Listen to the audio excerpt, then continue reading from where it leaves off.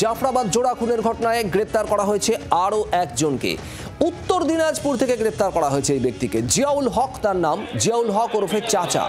CCTV footage দেখেই চিহ্নিত করা হয়েছে এই জিয়াউল হককে। জিয়াউল জাফরাবাদের পাশের এলাকার বাসিন্দা। উত্তর দিনাজপুর থেকে তাকে গ্রেপ্তার করেছে পুলিশ।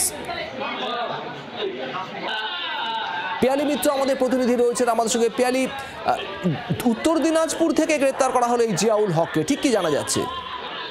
একেবারে দেখো, ঘটনার পরে এই জিয়াউল হক ওরফে চাচা উত্তর দিনাজপুরের চৌকাতে গিয়ে গা ঢাকা দিয়েছিল।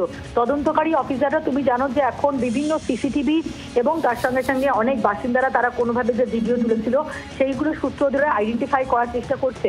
জাফরাবাদে যে হামলার ঘটনা ঘটে তার মধ্যে তুমি জানো ইনজামুল বলে একজনকে কয়েকদিন আগে গ্রেপ্তার করা হয়েছিল। তাকে জেরা করো এই জিয়াউল হক ওরফে চাচার কথা জানতে পেরেছিলেন। পাশাপাশি সিসিটিভিতেও তদন্তকারী অফিসাররা দেখতে পারেন যে মবটা এই জাফরাবাদের হরগোবিন্দদের বাড়িটা অ্যাটাক করেছিল তার মধ্যে কিন্তু কার্যত যে লিড করছিলেন এই জিয়াউল হক ওরফে চাচা, এবং মব মোবিলাইজ করার ক্ষেত্রেও তার গুরুত্বপূর্ণ ভূমিকা ছিল এবং ঘটনার পরে পালিয়ে যান। এবং যেটা আমরা জানতে পারছি জাফরাবাদের পাশে শুলিতলা এলাকায় সেখানকার বাসিন্দা এই জিয়াউল, তাকে গ্রেপ্তার করা হয়েছে। তদন্তকারী অফিসারদের দাবি যে এই জেরাতে এই জিয়াউল ঘটনার কথা স্বীকার করেছে এবং একই সঙ্গে তাকে জেরা করে আরো কয়েকজনের নাম তারা জানতে পেরেছেন, তাদেরকেও গ্রেপ্তারের চেষ্টা চলছে। এবং ইতিমধ্যেই সিসিটিভি সূত্র ধরে এই যে জোড়া খুনের ঘটনা, সেই ঘটনায় আরো অন্তত 20 জনকে তদন্তকারী অফিসাররা চিহ্নিত করেছেন, তাদেরও খোঁজ চলছে।